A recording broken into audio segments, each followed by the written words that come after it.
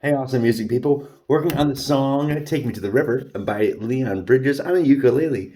He's got the song on in the key of G sharp, A flat. And so we have a capo 1 here. The first chord is we'll be using a G, a C, and an A minor for the song.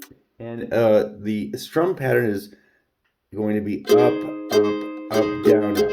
Now, to do that effectively is for what I recommend either you have a guitar pick, ukulele pick, or you have your fingers like this or like this. So this is the up strum, up, up, and then on the down, like that, then back like that. Up, down, up. Okay, so that knowing that, take it nice and slow. Up, down, up, down, down,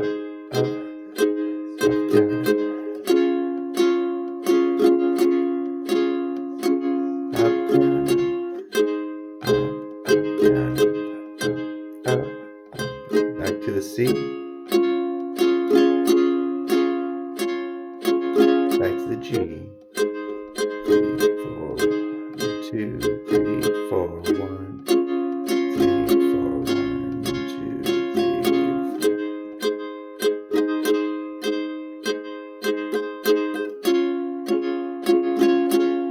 Let's go to the A minor.